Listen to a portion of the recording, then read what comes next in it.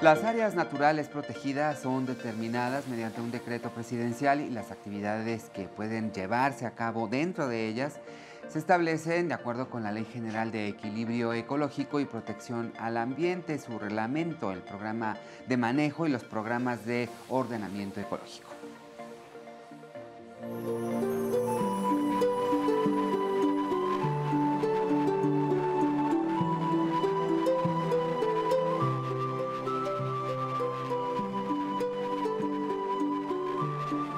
Por supuesto, estas zonas están sujetas a regímenes especiales de protección, conservación, restauración y desarrollo. Son espacios que se encuentran protegidos ante prácticas que afecten el ecosistema, aunque hay escenarios más permisivos, sobre todo con la agricultura. La propia Organización de las Naciones Unidas para la Agricultura y la Alimentación, la FAO, destaca la posibilidad de alentar aquellas prácticas agrícolas que detengan la degradación y restablezcan y aumenten, por supuesto, la diversidad biológica de los ecosistemas del mundo. En México, más del 70% de las tierras cultivables son parte de ejidos y gran parte de las mismas están asociadas a bosques y otros ecosistemas, lo que abre una oportunidad a mecanismos con bases científicas orientados a actividades económicas primordiales como la agricultura y la ganadería en balance con la conservación de la naturaleza. Dos ámbitos compatibles en un escenario de desarrollo con prosperidad según los Objetivos de Desarrollo Sostenible de las Naciones Unidas.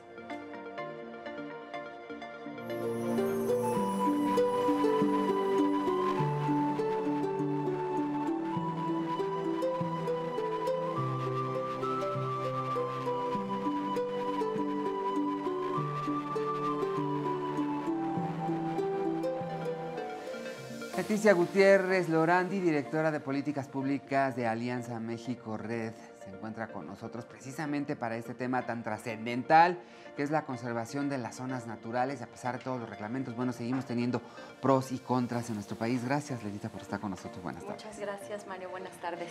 Y es que sí tenemos, si nos vamos al extremo, desde luego México es maravilloso por un montón de cosas y el marco de la naturaleza, donde estamos, donde vivimos, lo que nos regalan, lo que vemos, lo que oímos, lo que sentimos y todo lo que esto permite en la conexión, interconexión de la vida, es maravilloso. Quienes hayamos tenido la oportunidad de visitar uno, dos o tres, muchos quizá, de estos recintos, nos damos cuenta, porque es cuando uno se siente chiquitito, ¿no?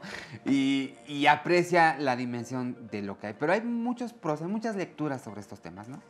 Así es, Mario. Es importante también que, estas áreas naturales protegidas son estos parches de conservación importantes, sin embargo, están rodeadas de otras zonas forestales que no necesariamente están bajo una conservación estricta, en donde suceden muchas actividades. Y lo mencionabas en la introducción, casi la tercera parte de los bosques y selvas en nuestro país están habitados por comunidades y ejidos, es decir, la gente vive en los bosques, vive de los bosques y la mejor manera para que podamos conservar nuestra biodiversidad y nuestros ecosistemas naturales es también proveer de medios de vida a la gente que vive de ellos. Es una población importante que tenemos en los bosques y son parte de ese mismo sistema. Y aparte no la podemos sustraer, ¿no? Nada más que quizá pensamos que esto es como los límites políticos, ¿no? De aquí para allá empieza una reserva X y de acá para acá ya podemos hacer lo que se nos dé la gana, pero también estas zonas boscosas que rodean en muchos lugares a estas zonas de conservación, son como colchones, ¿no? Que evitan que se impacte directamente esta zona. Entonces depende del manejo que se le dé a estas zonas boscosas que tienen como uso mixto, digámoslo así, también depende de ello mucho la estabilidad del equilibrio dentro de la zona de conservación. Sí, así es. Por eso, a nivel internacional, y México también ha sido un pionero en esto, en promover lo que le llamamos el manejo integrado del paisaje, ¿no? Pensar que sí tenemos bosques y selvas bajo un régimen muy estricto de conservación, pero sin embargo no es lo único que hay en el paisaje, ¿no? En el paisaje tenemos áreas de conservación, áreas de producción, áreas mixtas, tenemos gente que vive en los bosques y puede ser forestal, pero a la vez que es forestal es ganadero, es apícola, tiene otra serie de actividades que no necesariamente están relacionadas con la conservación de los bosques. De ahí la importancia a que tengamos una visión y un manejo integrado del paisaje, es decir, que se vean los territorios en función de los servicios ecosistémicos que proveen y de las funcionalidades que tiene el paisaje, ¿no?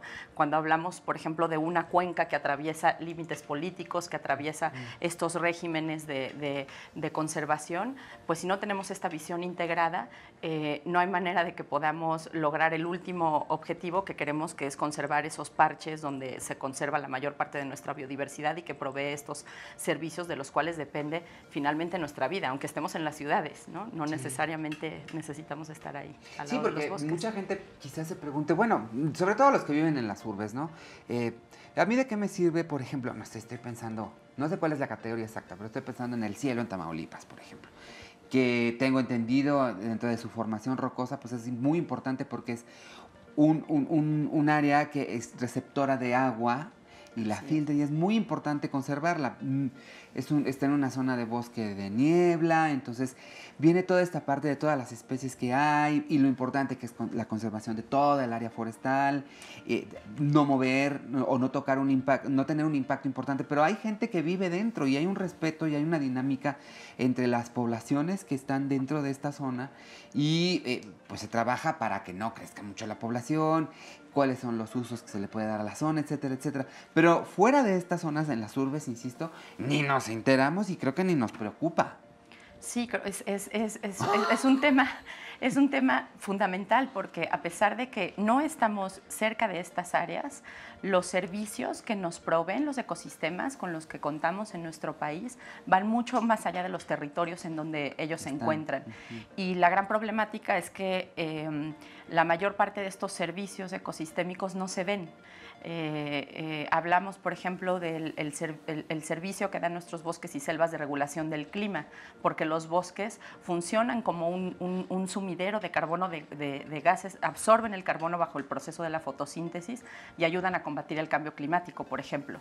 Y eso nos impacta de manera directa en las ciudades porque si el cambio climático va incrementando y con ello sus efectos, pues ya vemos que se nos inundan las calles de la ciudad, tenemos escasez de agua, se deslavan los cerros, entre otros, ¿no? Entonces, esa desconexión de los servicios ecosistémicos que no necesariamente vemos en la ciudad, pues es un tema fundamental de crear conciencia, de entendernos como habitantes de un solo planeta que está enfrentando uno de los retos más grandes de la humanidad en este siglo, que es el cambio climático, que no tiene fronteras ni de estados ni de países, y es algo que enfrentamos juntos y para él los bosques y las selvas tienen un papel importantísimo. Pero justamente en este trabajo de entender esas dinámicas y de fomentar pues el aprovechamiento racional de recursos, del respeto a ciertas áreas y mantener el respeto a las actividades comprometidas, ¿no? Pues para mantener la estabilidad de estas zonas,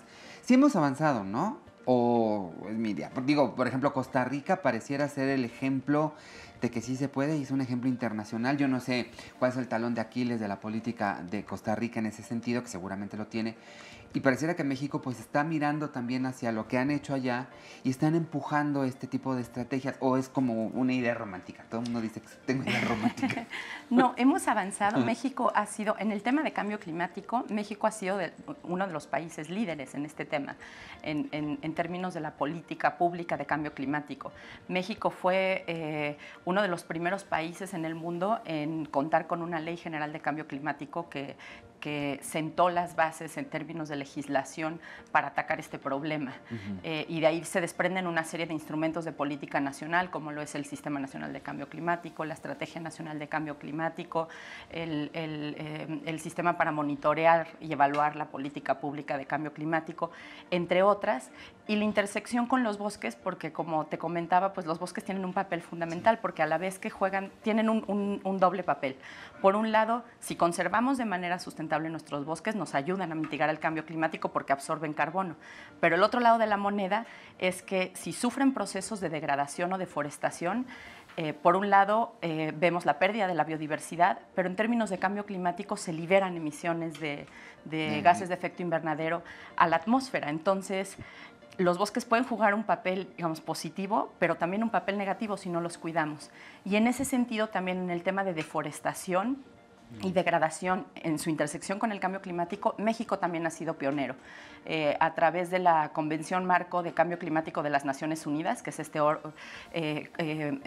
organismo intergubernamental que junta a los países para que se pongan de acuerdo en las políticas internacionales de cambio climático, se ha definido un mecanismo que se le llama Red Plus, Red Más, que es la reducción de emisiones por deforestación y degradación, y es justamente lo que te comentaba, es un mecanismo de incentivos y políticas en el que se busca que los países ataquen las causas de su deforestación para evitar que eso contribuya al cambio climático. Es la segunda causa de gases de efecto invernadero a nivel mundial, después del transporte, la deforestación. La deforestación a nivel mundial contribuye en segundo lugar con el volumen de gases de efecto invernadero que se van a la atmósfera después del transporte.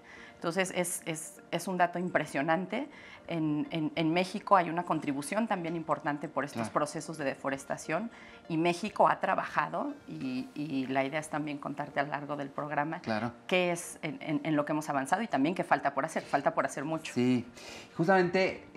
si quieres, ya en un ratito vamos al corte y regresamos justamente con ese tema, porque yo creo que sí es muy importante que intentamos dónde estamos parados para visualizar un poco la importancia de estas estrategias. Finalmente, política pública, ¿no? Que es pues estas acciones que bajan la pelota hasta que las actividades pues vinculan a la población, pero obviamente las decisiones y los programas y demás, el dinero pues se baja desde las autoridades. Y a veces no entendemos, el ciudadano de a pie, por ejemplo, hemos tenido programas justamente con las lluvias, nos hablaban de cómo deberían pensar las autoridades en Ciudad de México. Además, pues tratar de recuperar toda esta zona boscosa para tratar justamente de pues ayudar a minorar los efectos del cambio climático, pero también los efectos de la parte con la que contribuimos con los coches y demás, y que no se ha hecho. Entonces, de repente, pareciera que sí las voces están, pero la política pública no nos llega a todos. A lo mejor ya se están ejecutando las acciones y ya desde arriba ya se está, digamos, tendiendo el entramado, pero acá abajo parece que pues como ellos son los que hacen la chamba y nosotros nada más la disfrutamos, pareciera que estamos desconectados. Regresamos con eso justamente después del corte. Muy bien. Volvemos.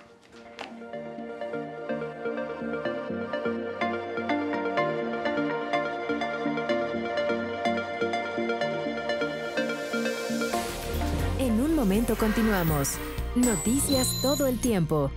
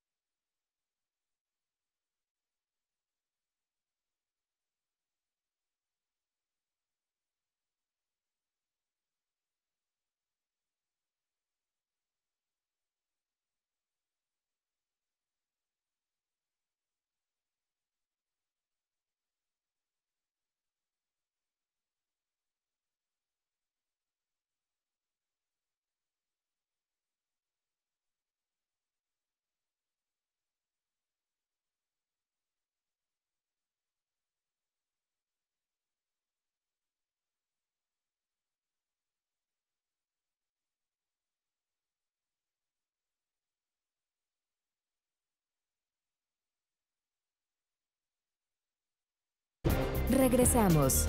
Noticias todo el tiempo. Seguimos platicando con Leticia Gutiérrez Lorandi, directora de Políticas Públicas de Alianza México Red. Y estábamos hablando antes del corte, justamente decía, bueno, hay que tratar de entender cómo es que la política pública se teje y luego baja en estos temas que pueden ser muy complicados porque las aristas pueden ser muchísimas, ¿no? Yo creo que la lista puede ser muy larga, aunque habrá ciertos temas que son como concurrentes, ¿no? ¿Cómo le hacen? Y ustedes tienen un proyecto justamente en ese tema. Me decías en la parte más bien rural, no tanto citadina. ¿Cómo le hacen? ¿Cómo empieza este proyecto y de qué se trata?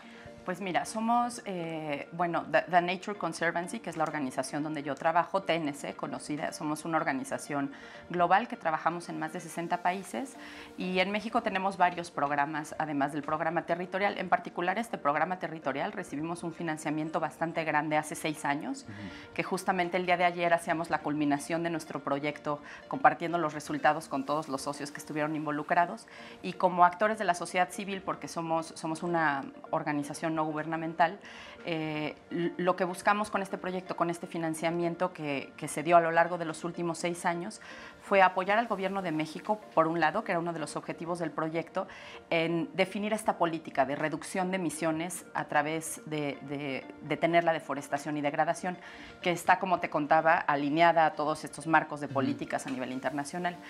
Y uno de los éxitos del proyecto que compartíamos el día de ayer es que logramos poder incidir a nivel nacional. A nivel subnacional trabajamos con 5 estados de la República en donde sucede la mayor parte de la deforestación en nuestro país, pero además a nivel local también, que le dio un valor al proyecto muy importante porque logramos demostrar cómo sí es posible que las comunidades que trabajan en los bosques, que viven de los bosques, pueden tener alternativas productivas sin deteriorar los bosques, es decir, pueden producir conservando sin que afecten los ecosistemas, pero que ellos tengan medios de vida sustentables, dignos, y es una relación ganar-ganar, porque tradicionalmente siempre ha habido esta dicotomía y un poco estas cuestiones contrapuestas de que no es posible producir y a la vez conservar. No, hemos demostrado que sí es posible, y si no se le da esa alternativa a la gente, pues entonces van a tumbar el bosque para meter más ganado o para meter más agricultura, y lo que hicimos en el proyecto fue a través de varios modelos productivos sustentables, logramos demostrar, por ejemplo, que en lugar de tener un sistema de ganadería extensivo, si se hace un sistema contenido dentro del bosque con forraje, en lugar de forrajes, con plantas proteínicas, entonces ves a las vacas caminando entre los árboles. No tienen que tumbar el bosque para meter más vacas, incrementa la producción tanto de ganado como de leche y productos asociados, y el ecosistema no se daña porque se mantienen los suelos al tener estas plantaciones de arbustos proteínicos que comen las vacas. Ese es un ejemplo. Sistemas agroforestales, café de sombra, agricultura de conservación, y con esto hemos logrado que las medidas que se están implementando en campo puedan informar esa política pública a nivel nacional, que creo que una de las preguntas que me hacías durante el corte es cómo hacemos que esas políticas públicas no sean de escritorio, ¿no? Que lleguen, y cómo nosotros como sociedad civil podemos incidir para que el gobierno que está diseñando esas políticas públicas tengan los ajustes necesarios para que se haga realidad en el territorio, que es finalmente en donde está sucediendo esta pérdida de nuestros ecosistemas. No, y esa es una estrategia porque finalmente pues ustedes hacen ese trabajo de acercamiento, hacen, supongo, el proyecto, el análisis, el impacto, el costo, el beneficio, o sea, hacen toda esa distribución que para un campesino que tiene un ingreso reducidísimo, pues era imposible pagarlo, porque aparte, ¿a quién se lo pido? ¿Al ayuntamiento, que apenas puede con los problemas de agua potable local? ¿Me voy a una universidad? ¿A quién? O sea, es que sí es información, no quiero decir clasificada, pero sí de muy alta especialidad, sí, ¿no? Que no está como del todo cerca, y menos para alguien en zonas alejanas, alguien en zonas agrícolas. Así es, y fíjate que también todo el trabajo que hemos hecho en campo, no lo hemos hecho solos, eso es importante mencionarlo, que lo hemos hecho también con socios. Es un problema tan complejo de atender que pues nosotros solos no hubiéramos podido, ¿no? Y ahí es donde hemos aprendido que por eso se da esta falta de coordinación de políticas en el territorio, incentivos o subsidios que van uno en contra del otro. Uno fomenta la agricultura y el otro fomenta la conservación, pero entonces el productor, que es el que realmente está alineando esos subsidios en el campo, no sabe para dónde moverse, ¿no? Y pues en esta lógica, sí, la participación de los municipios y de los estados también es fundamental, ¿no? Porque estás hablando de una estrategia en la que eventualmente México va a tener que reportar a la Convención de Cambio Climático cuánto redujo su deforestación a nivel país. Sí. Entonces ahora tenemos pilotos y tenemos estos pequeños laboratorios que nosotros con nuestro proyecto pudimos demostrar que estas prácticas productivas pueden funcionar. Pero ahora la gran pregunta es cómo se va a escalar eso a nivel nacional. Exacto, ¿no? Porque con este corte de caja que tú nos mencionas, pues hacen esta evaluación, ven que sí es viable y luego, ¿qué sigue para ustedes? ¿Qué van a emprender ahora? Pues mira, te comentaba que somos una alianza de socios y somos varias organizaciones que estamos impulsando esto. Hacemos este corte de caja con este proyecto, pero vamos a continuar impulsando esta visión de desarrollo rural sostenible como un medio para lograr esas metas de deforestación y degradación.